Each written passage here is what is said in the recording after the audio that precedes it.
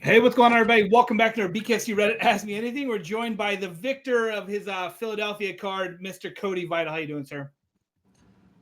I'm doing good, brother. I'm doing good. How are you? Yeah, you told us you manifested. You said this is what's going to happen, and it went all according to plan. How do you do that? Listen, everything that we create begins as a thought. And if you say the word try and you close your eyes and say the word try, you're going to see yourself failing because Okay. try is a poor man's word. Uh, I threw try out of my vocabulary unless I use it for these lessons. It's do or do not. The word Nike literally means victory, and the slogan for Nike is just do it. So I mean, you just do it. You're a character. You're a guy who's funny. Like it was crazy to see how much you and Brian Socia, like you guys are teaming up on a lot of stuff. Like, is that one of your new best friends? Sosha and I are a lot alike. I really Yeah. love Sosha. I don't think Sosha gets the credit he deserves. I think Sosha's platform needs to be bigger, and as BKFC grows, I'm sure Dave Feldman will make sure that happens. Your platform as well. I really enjoy you. I enjoy Mike and Mish. I enjoy my buddy Ott from Ott podcast out there in Belgium, Austria actually. Anybody that's really affiliated with BKFC right now, that's doing the social media, that's doing these podcasts, deserves a lot of credit because you are all the pioneers, and I have a passion for this. So if it wasn't for you all, a lot of people probably would not know BKFC.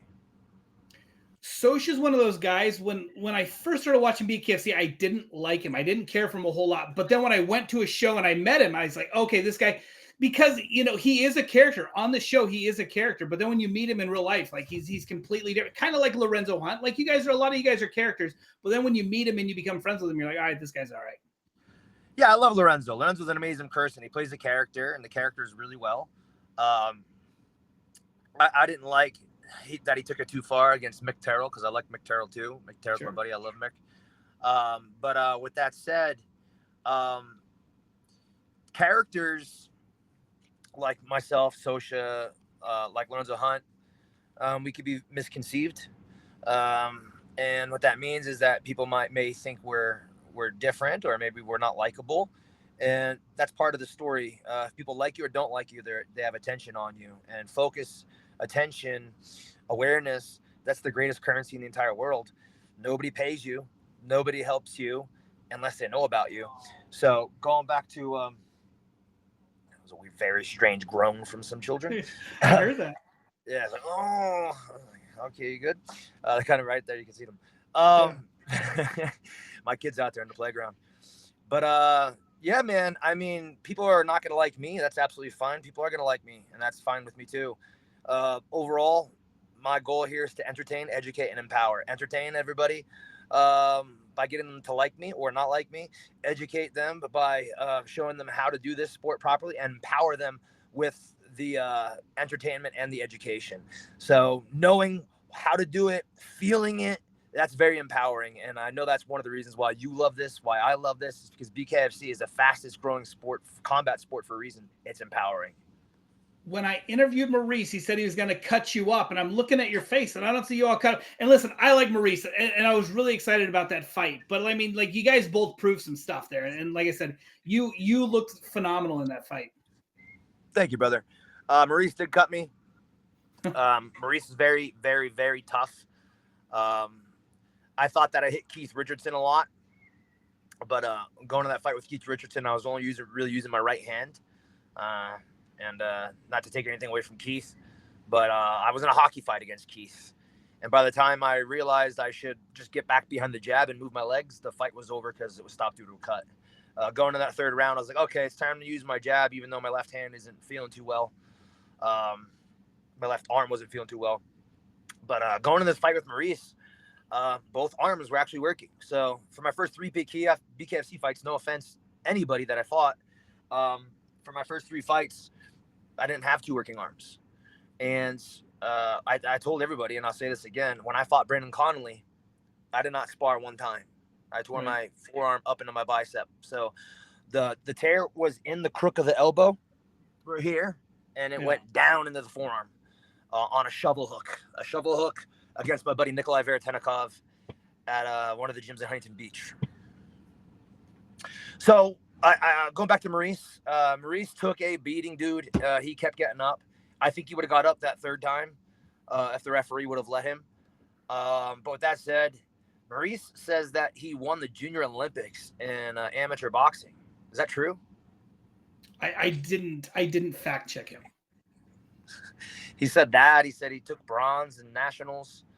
If he was lying, I don't think he would say he took bronze. I think he would say he took gold. You know? Sure. No, I mean, like I'm going to give him credit. Like I said, he in the beginning of the fight, it was weird because he was using his length in the beginning of the fight, and then all of a sudden you just overpowered him, and you started getting inside, and you started working him, and like I said, you were able to turn the tide, and like it was sufficient. I headbutt fists. Yeah. So the obvious punch anybody's going to fire at me is, hey, future opponents, pay attention. The obvious punch that anybody's going to fire at me is going to be your straight shots because I'm 5'9", fighting at 185. That's pretty short for 185. And I do square up. And there's a method to my madness. But if you're firing straight shots at me, you're gonna break your hands. Put it that way. But I think that Maurice watched the fight with me and Brandon Conley, and he heard me in interviews say that the shots that stung the most were the body shots to Conley. When I say a shot stings me, it's not the same as it stings somebody else. Put it that way. So I invite everybody to try to hit me in the body. I invite you to try to hit me in the head. You're gonna hurt your hands on my head, and as you punch me in the body, I'm gonna counter you with hooks and uppercuts because your hands are dropping low enough to hit me, which I'm already down, and that's enough game plan I'm giving away. But yeah, man, Maurice actually had a good game plan because for the first 2 rounds, he was a puzzle that I couldn't figure out. He was going to my body, he was clinching me, he was pushing on me. I guess he thought that was going to be my strategy. My strategy was to do exactly what Dave Feldman wanted me to do, which was knock him the fuck out. So I know I had to keep some distance, like mid-range, to do that. So he met me halfway and cut off my range and was going to the body. So he was doing a really good job.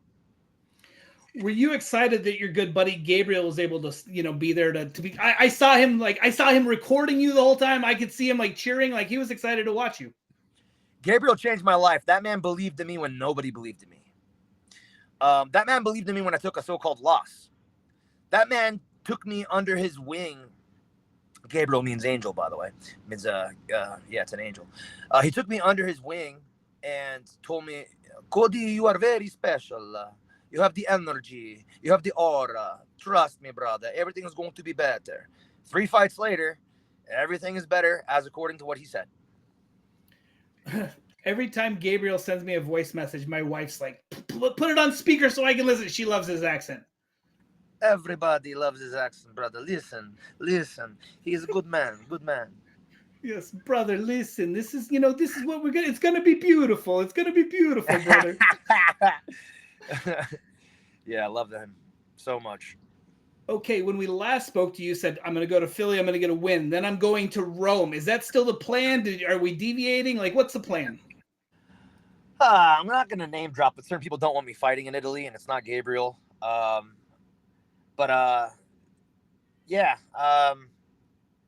I'm going to be fighting in Philly next, I believe. Okay. Well, I am. Look, neuro-linguistic programming. Always say what you want, and as if you already have done it. So I am fighting in Philly, and I think that fight card is November. Do you know any dates? I don't believe they set a date yet. I all I know is November, and then I heard it was going to be like back in the big arena that you guys have out there.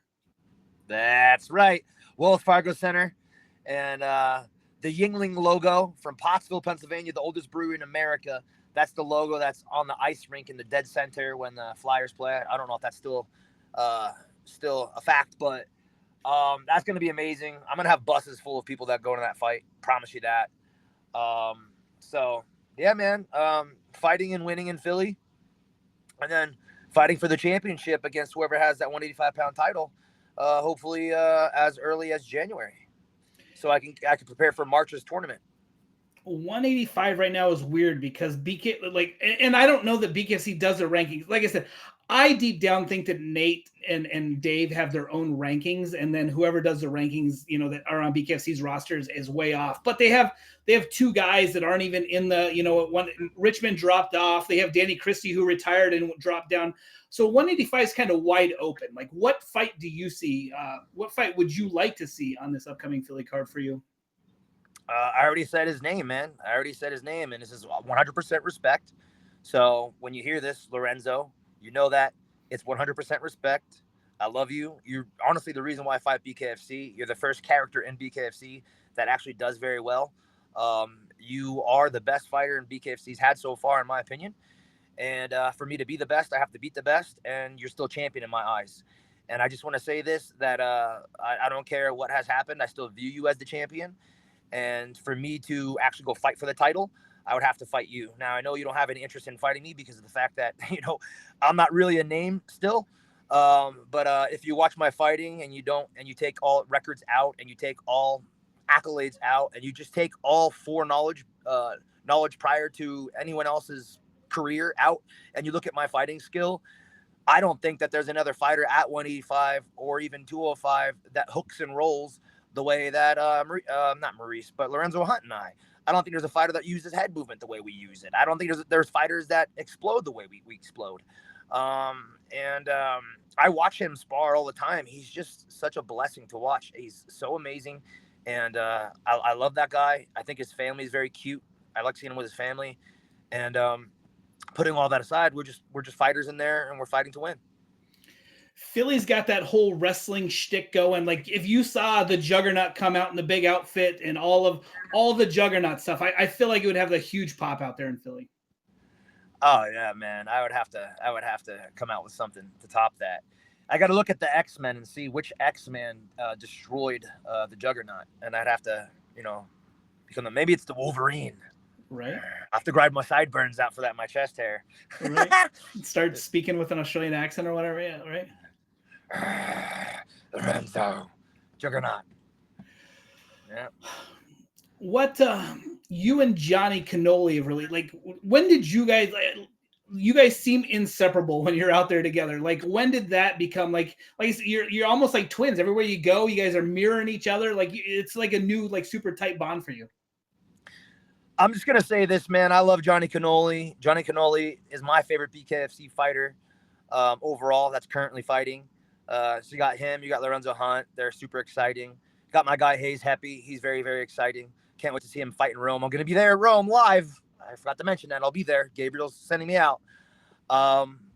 So just Johnny Cannoli is a wonderful human being. He just turned 30 years old yesterday. So happy birthday, Johnny Garbarino.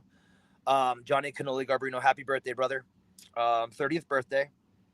And, I see myself in him in a lot of ways. He is the original Rocky. No, not many people know this, but he literally grew up next door and shared a porch. Right. Shared a porch with Rocky Balboa. Okay, cool. Obviously Sylvester Stallone played Rocky Balboa in the Rocky movies, but literally grew up next door and shares a porch with him. That is amazing because he's actually Philly's real Rocky. So going back to how we met, I just started messaging him. I started planting a seed. And it's funny, when I plant seeds in the right areas, it grows way better than I could have ever thought. And it was one of those situations where I was like, I don't know if he's really going to like me or not. He likes me a lot more than I thought. And when we're out in Philly, like, he's inviting me everywhere.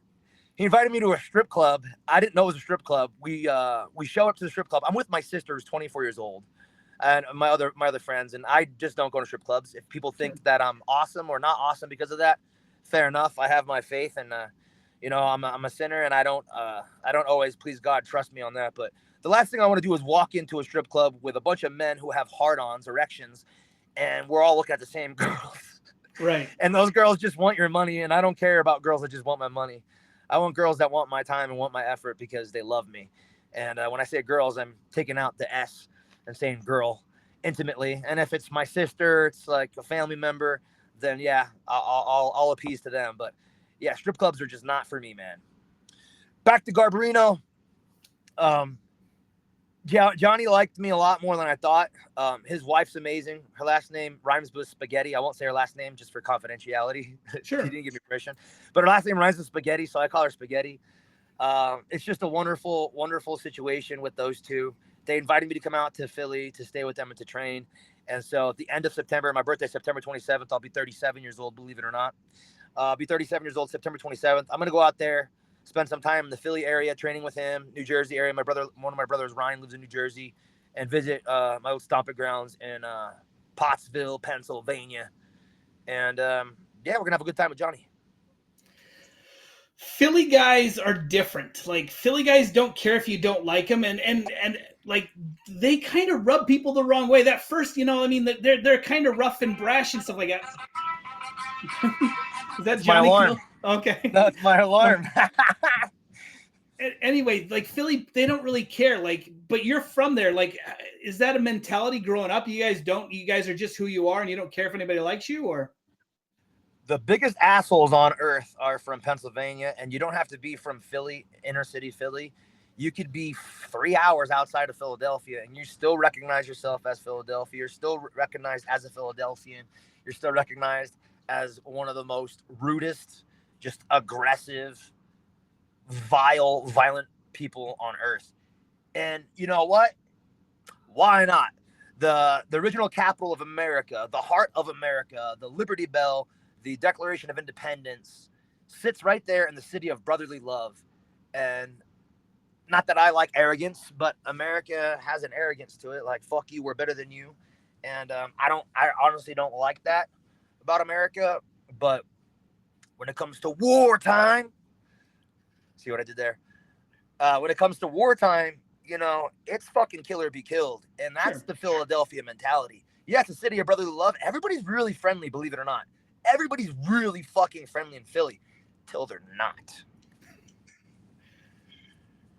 Yeah, like like I said, I like Johnny Garb. He's a character. I don't know, like Pat Sullivan. He's a character. Like some of those guys, I'm like, I don't know if I would like you. I'm sure if I met him, I would like him. But it's kind of like Lorenzo Hunt. You see him on TV, and you're like, man, I don't like that dude.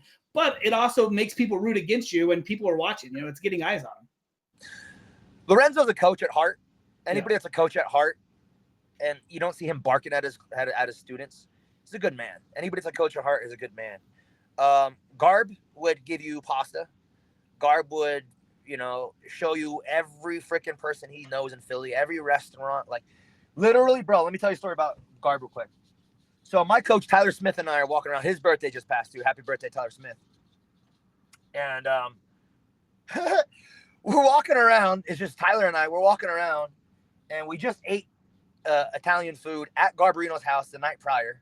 He had us there till midnight, and he wasn't kicking us out anytime soon. And this was fight week. Right. This is fight week. And I'm like looking at Tyler, and I can see he's tired. I was like, yo, Garb, we're going to get out of here. And he's like, okay, we'll go to Skinny's. I'm like, we just ate pasta. It's midnight. And he's going, go to Skinny's and get a cheesesteak. So he gives me this rundown. He goes, go to Skinny's, get a cheesesteak, okay? You're going to order it. How did he say it? He's like, there's a specific word. You're gonna order it with a, what's that fucking cheese? The Whiz, Oh, right? yeah. Whiz it. He goes, you're going to order a Whiz it. Just order a Whiz it. Don't ask any questions. Just order a Whiz it. He goes, go down to the next window and order the steak fries with with cheese steak fries. Order that. And his wife's going, yeah, order that. Trust. Yeah. And he's like, and then I want you to get one of those red peppers, get the sauce to one of the red peppers. He goes, I want you to call me and I want you to show me that you're eating it. I did everything he told me to do. Tyler did everything he told us to do. Again, it's like almost 1 o'clock in the morning now at this point. Yeah. We just ate pasta at his house. We FaceTime. He answers on the first ring, and him and his wife are doing this. Him and his wife are just looking at us like this, in awe, smiling as we're eating our food. And they're like, yeah, how is it? How is it? And I'm like, if people treated me like this my whole life, I might not even fight. Sure. They're so nice. They're so nice. And yeah, man, that's the kind of person that Garb is. So if you don't like Garbarino, you're probably an asshole. You know what I mean? That goes for anybody. Sure. No, it's one of the, like I said, it's one of those, like, when he smashes a cannoli, some people think it's funny. Some people think it's disrespectful. It's one of those you just can't, you don't really know. Your I kid mean, gets to be, on the. come over here, buddy. That's when he needs water, and I didn't save him a drop. Take a drop. We come back in the car. It's fine. But I'll just keep it PG-13. Yeah. Yeah, man. I don't curse in front of my kids, yo. That's At least fine. I don't try to. Try. I said the word try. That's a curse. I just did it. I just lied. I don't intend to. Sure. All right. So with that said, what did you just say? Garb with smashing the stuff in people's face. Some people like it. Some people don't. I mean, at the end of the day, he's making those guys famous. Like, sure. A lot of those fighters, to be fair, are not going to be on the level of Garbarino in the future. They're just never going to be on the level of Garbarino in the future. So I'm interested to see him smash a cannoli on somebody, like the winner of wait a second. Mike Perry's not fighting Mundell for the title. No. He's fighting Jeremy Stephens, which let's talk about that a little bit. But imagine Garbarino fighting like a Mike Perry or Mundell and smashing the cannoli on those guys. We're gonna have to have security. Yeah, absolutely. And that's no knock on Johnny. It's just those Right. guys are wild and they're really good too. Johnny's one of those guys I really hope, and you also, like, I hope we get to see you guys face somebody in the top 5, because you know what, like you put in the time, like now it's time to see you step up, and fight somebody like a little higher ranking. I feel like We don't know who the top 5 is. I mean, well, that's true. Right? Between Mike Richmond, Warren, Dyer, the current champion, and Lorenzo, the 185-pound division has been cleaned out. That's why I'm here. Yeah. That's why I'm here. And so, if you want somebody that's entertaining, if you want somebody that is educational, that really loves to instill how to fight and why to watch this, and you want somebody to empower you, follow me. I'm here. I'm going to be 37 years old. I'm still pretty young. Hey, buddy, can you please stop crinkling that can? Love you. Let's talk about the Perry versus Jeremy Stephens fight. Let's do it. What are your thoughts on it, first and foremost? I don't like that you're having a 155er go up to 175 to fight a dude coming down from 185. Like, I feel like that's kind of crazy. And I feel like, they thought Eddie Alvarez was going to be a big deal in BKFC. And then they sent him in there against, Mike Perry, and, Mike Perry basically, I mean, Eddie doesn't seem like he wants to get back in the ring. So I'm really hoping that this is a good fight, but I hope that like Mike doesn't break Jeremy's face and we do see Jeremy again. For the sake of my career, I won't discredit BKFC. I know that there's a plan for everything, but this is no disrespect to Mike Perry, but I never really liked Jeremy Stephens, but Jeremy Stephens come a long way, and Jeremy Stephens didn't like himself for a while. He made that a statement, but Jeremy Stephens has developed into quite the individual, quite the fighter, and I really do appreciate him. So Jeremy Stephens, if you're watching this, you won my favor, and I think that Jeremy Stephens is going to pull it off. He absolutely could, for sure. I think he's going to pull it off. Why?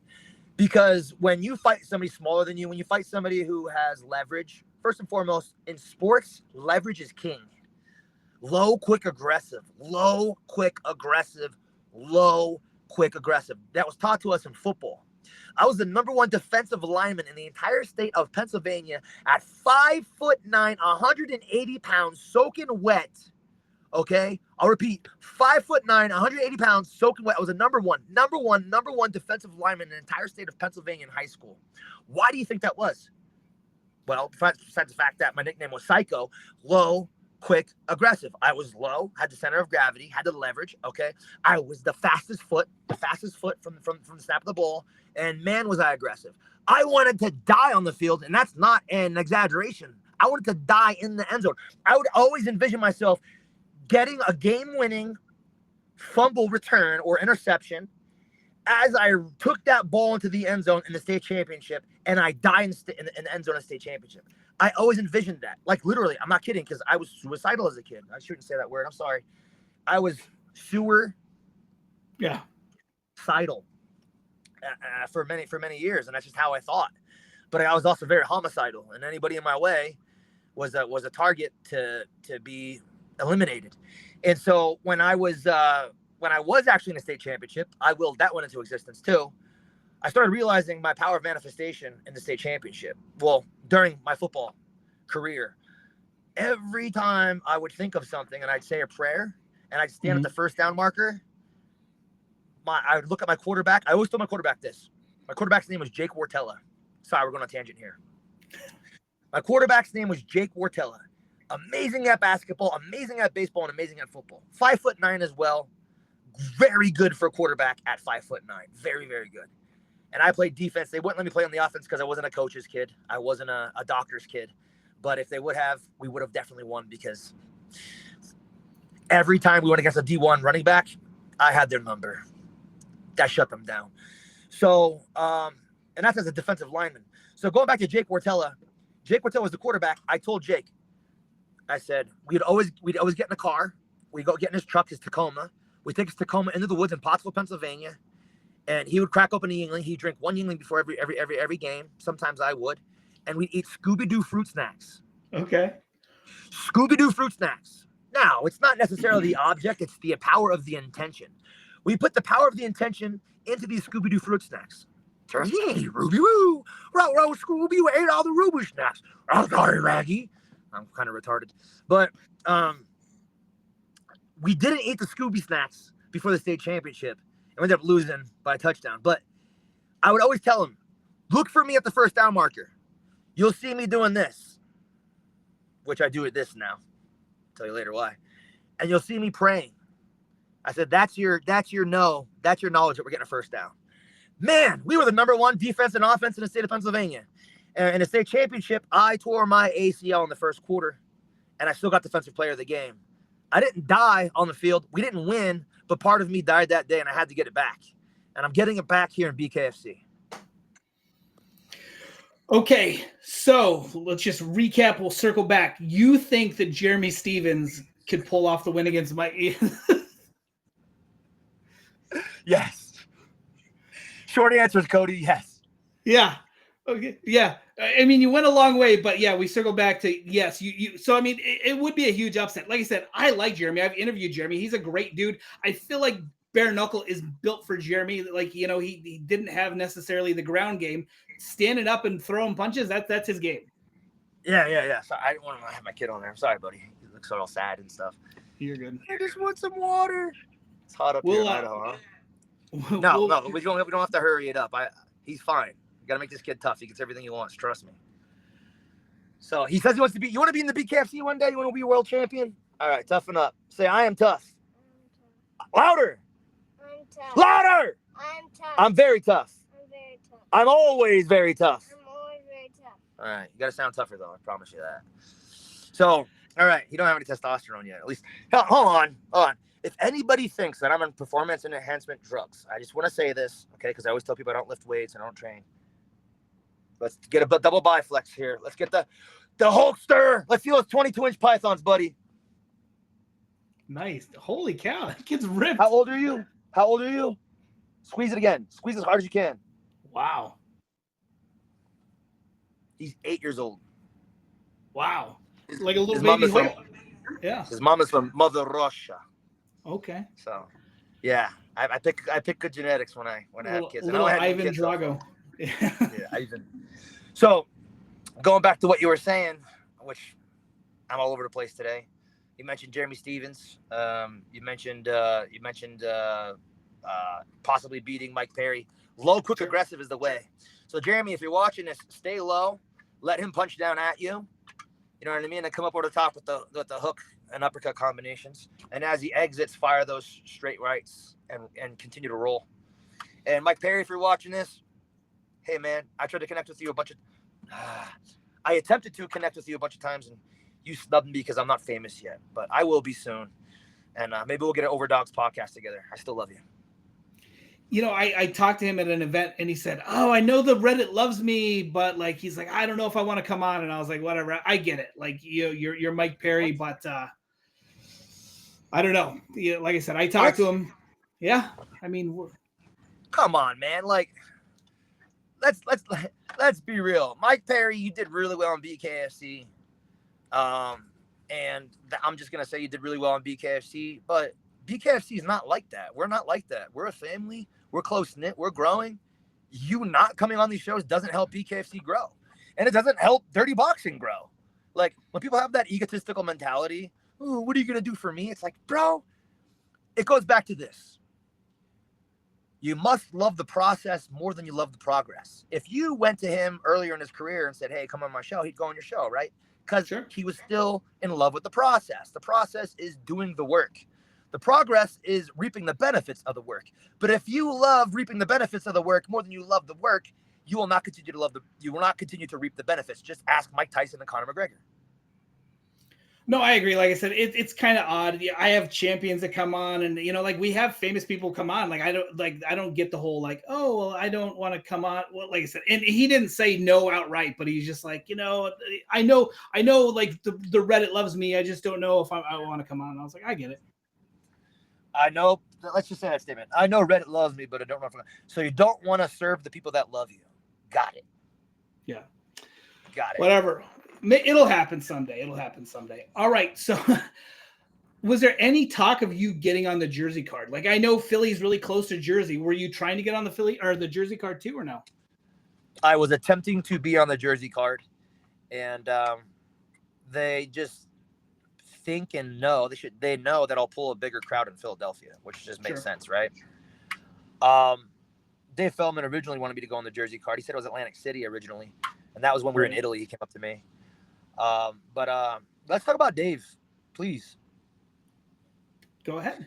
So I'm not a Kiss ace. I'm really not. Dave is one of my bosses. Gabe was one of my bosses. And Garbarino, he was there. And they told me they were going to come on stage with me to sing Sweet Caroline, and they didn't. So I called them the pussycat word. Yeah. Right to their faces. And hey, I kept going and I kept singing, and they eventually joined. They just didn't get on stage. So the point is I'm not a Kiss ace, but I give credit where credit is due. If it wasn't for Dave Feldman, I wouldn't be here. Sure. This is my lifelong goal personally for myself. And so I owe Dave everything. When I say everything, I owe him all the respect. I owe him all my love. I owe him all my effort and all my energy, which goes to the reason why I am saying I want to talk about him. When I hear that man tell me, throw, I throw. When I hear that man go, who wants it more in between rounds? That's literally what I would say as a captain of my football team. Who wants it more? Right. I would say that. And I would always motivate everybody. Feldman, scream louder. Scream more violent turns. Okay? Do more of that, because if you watch and listen, immediately after him giving those commands, I do it. Sure. Immediately after I do it. Because he kind of snaps me out of that flow I get into. Like, I'm in that flow. And when he says something, I kick into high gear. And that's the coachability in me. And I didn't have a father figure. Well, I did have a father figure. I had my grandfather. He's my father figure. He's my father. But he was a quiet guy. And he told me, Cody, if you want to do something, get mad. So I call it motivation. Anger mixed with motivation, motivation. And he'd always tell me, where there's a will, there's a way. So when you have somebody like a coach, like Dave Feldman, being like a father figure on the side of the ring, and he doesn't have favoritism, at least I don't think so. And he's screaming, throw. He's screaming, who wants it more? Fight your aces off. I'm going to do that every single time. It's going to motivate me. It's going to put me in high gear. So Dave, do it more. I've talked to some fighters who talk about, like, in the fight meeting in the back, and Dave's like, you get out there and you fight your ace off. You know what I mean? And they said it's almost intimidating the first time, because you want to run through a minefield for this guy, and you have to kind of like whoa it back and be like, look, don't go out there and energy jump in the first round. You know what I mean? Like, so because you get so motivated, but it also is very intimidating, kind of gets you out of your game plan. So you have to kind of the good with the bad. I have amazing conditioning now, amazing cardio now. It's nothing physically that I did. It's a mentality that I adopted. It's a mentality that I chose. And it was only after the failure that I did, and I don't call it a failure, it's actually a victory, that I did at that first fight in California sanctioned boxing, bare knuckle fighting history, when I fought Keith Richardson. And Dave gave us that speech, and I went out there, and I didn't think there was a man on the planet that can handle my right hands as much as I was intending to use them. And Keith Richardson proved me otherwise. And I wasn't completely tired, but I was a little bit out of breath. I composed myself pretty well. But it was more so the blood loss that made me tired. Sure. It was more so the blood loss. I wasn't used to that. I didn't move my head at all in that fight. Not at all. I stood directly in front of Keith. Keith peppered my face up, and I deserved what I got there. But I'm so glad. Thank you to Keith, and thank you to Dave Feldman for motivating me to do that, because it made me learn who I was. It made me learn what I could do in such a short period of time. And it made me realize what I could do better. And so I adopted a whole new fighting style and mentality. After that fight, I started listening to my own hypnosis track called the Power Nap Hypnosis. Fighters and non-fighters, if you want to become motivated and become calm at the same time, more calm, more focused than ever before, it's only 30 minutes long. Listen to this every day. Take a nap to this every day. You will wake up with the greatest calmness, focus, and motivation all at the same time. It's odd. But I would listen to that before every sparring session. No cardio done whatsoever, no warm-up. And I would do 10, 12 rounds easily. And I'm giving people problems. I'm pressuring them the entire time. There is no taking breaks.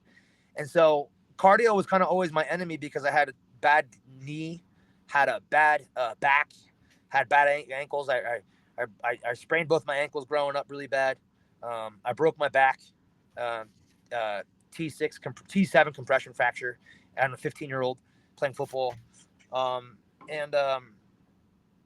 Wrestling is where you're going to get the best cardio. Running hill sprints is where you're going to get the best cardio, but it just can't do that anymore as much as I used to.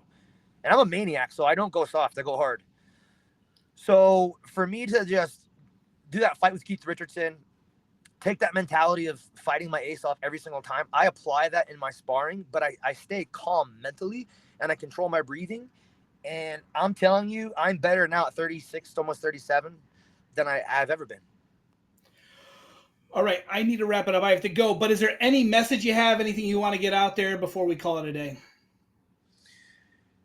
BKFC, put me on the Philly card. I don't care where you put me on that card. Put me on that card.